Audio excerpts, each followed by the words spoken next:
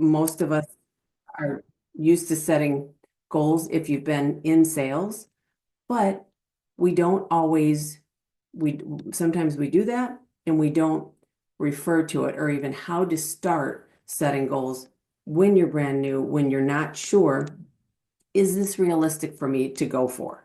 So, how many people have heard of SMART goals, right? The acronym SMART goals, just about everybody. Yep. It's what it stands for as the SMART goals is you got to be specific with what it is, who, what, when, why. Because if you're vague, you're not putting your brain to work on that specific issue. So specific, they have to be measurable. Like, okay, how am I doing? Achievable, and meaning, realistic, relevant to your bigger picture here. And this is, I'll just keep it with symmetry. I mean, everybody has personal goals as well as business goals, and time bound, the T. So I think in the beginning, I talked about you can't see a target that you can't hit, right? And that's when you start to feel like you're on a hamster wheel of, God, I'm doing all these things and I'm making the calls and oh my gosh, this is way more, involved than I thought. That's okay. But what setting goals will do for you is it provides context for where you are versus where you want to go. Now, I heard a phrase, I've heard it before, it's, a problem well defined is a problem half solved. Now, why would that be? Well, you break it down instead of it being this big, massive like issue or thing that you can't really get your head around, and you start, breaking it down into bite-sized pieces. That makes it very, very, very manageable. So in terms of here, let's just talk about here at Symmetry. You're brand new. You want to go for your next level of commission, the commission bump. That's where you're going to print out the promotion guidelines, right? So you know where you're going. But what do you want to do here? Do you want to just be a producer for your next, 2-3 years? Well, that's okay. That's up to you. Or do you want to start building a business here that you can get income from as well as passive income and, sharing the opportunity, guys. If my brother Dave hadn't kept at me and sharing the opportunity, my life would be very different. But he just kept letting me know what he was doing, what he was making, and the flexibility and the support that he had. So when you think about that, sharing the opportunity, just because somebody that you talk to says no, it just means maybe no, right, not right now. Dave probably brought it up 3, 4, 5 times with me, and I just kept saying nope, nope, nope. And finally, then I was ready. So what do you want? The M would be measurable. That's, in my mind, tracking your numbers, your dials, your activity, your contacts, your appointment. The reason that's so important, guys, is number one, it takes the emotion out of it. You're dealing with numbers, logic. Like, okay, if you made 300 dials minimum, like the cornerstones talk about, then where are we with the contacts? Where are we with the appointments? We can help with that. But I can't help somebody that says, yeah, I dialed like 5 days today, 5 days this week. I dialed 5. And that might be true, but I don't know what's happening. None of us know what's happening. We don't have a crystal ball to say, oh, okay, well, looks like you didn't get anybody to pick up. So tracking your numbers, that goes into that measurable in the M of the SMART goals. There's all kinds of templates out there, guys. You can make them what you need them to be or what makes sense for you. That's what I found. I can't use things that don't make sense to me. So find if it's really a simple chart or if it's like got an S and you just put, what it is that you want, why you want it, your why. Why are you here? The achievable goes back to when you're new. I'll just use that as a baseline example. You don't want to keep going so far ahead of yourself that you're able to collect any small wins, right? Everybody talks about January being, new year. I'm going to set all these resolutions, but you can revise your goals. You can, but you got to have them in order to revise them. The relevant part too is if you want this goal, are you having the resources, specifically leads, to get what you want out of it? Here's an example. If somebody has in the beginning $200 to invest in leads, but they say I need to make 10,000 a month. Well, then we need to roll back our expectations. That's okay, whatever the number is.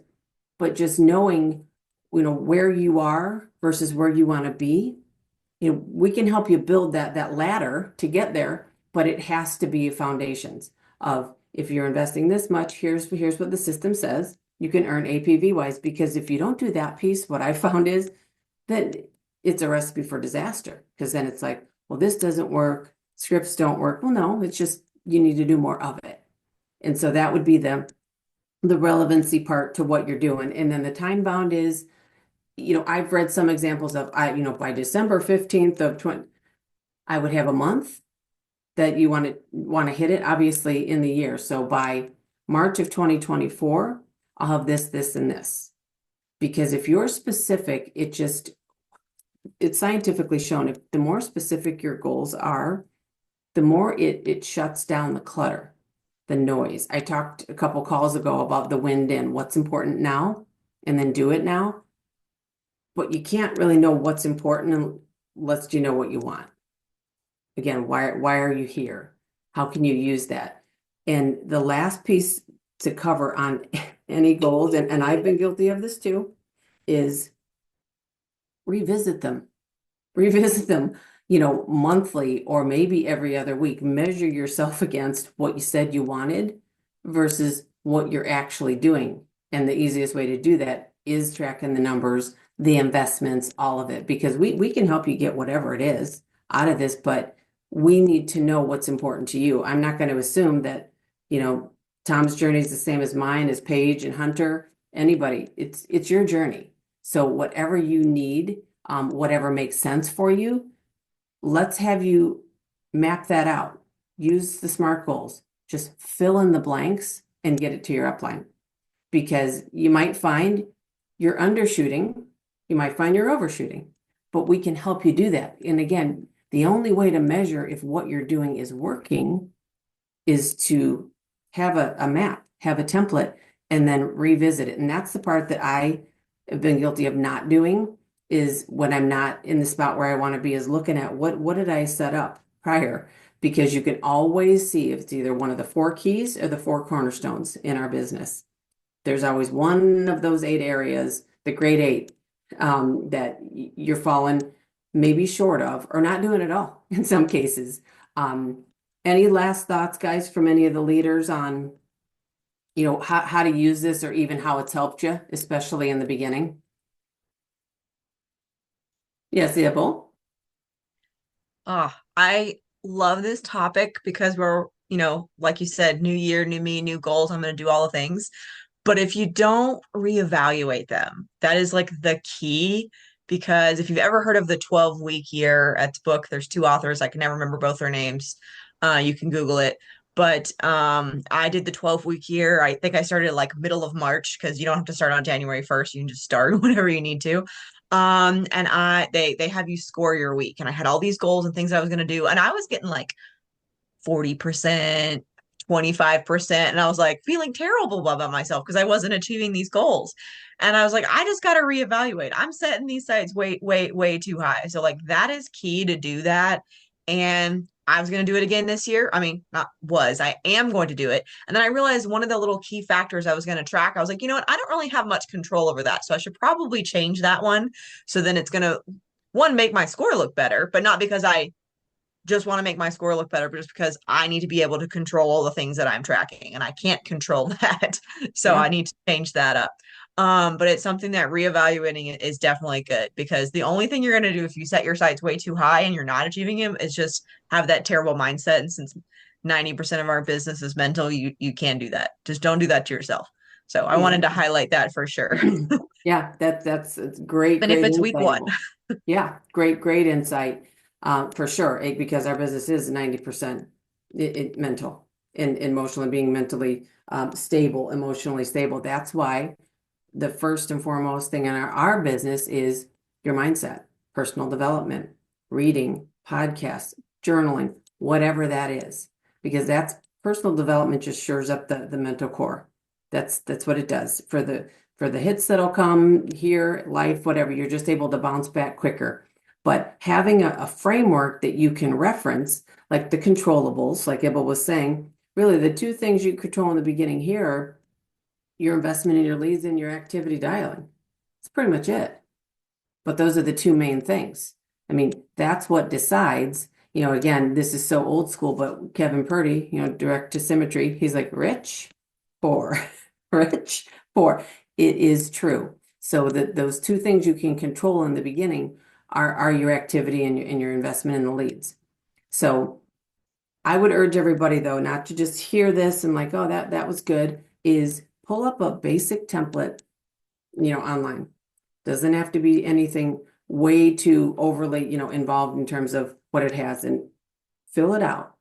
But what filling it out will cause you to do is really evaluate what it is that you want, because we all come here for the income and the flexibility, the ability to give back at, once you get to those levels along the way. But a lot of us, aren't willing to maybe do what's required, especially in the beginning, to get there. And if you don't know, then you're probably not going to last, to be perfectly honest. So you need to define what it is that you want. And that process alone will bring some clarity to it, guys. So hopefully this helped. I'm always looking for things that help me every day, help me in the beginning. And if you need some assistance, the biggest piece is getting with your upline and saying, hey, is this realistic for me where I am in my journey right now? And like I said, a lot of times you'll be right on the target. Sometimes you need to just shift that a little bit, and that's perfectly okay. But the important thing is to just do it, get it started, and we can revise it later. So guys, I hope you have a great week. Remember, I think Paige, you are in right about a half hour in the workroom. So come with your, specific questions, and then we can sit and dial together. If you're in there, nobody's in there, you're going to post it in Teams. Hey, I'm in here. Someone will hop in and be available. So guys, have a great week, and we will talk to you guys soon.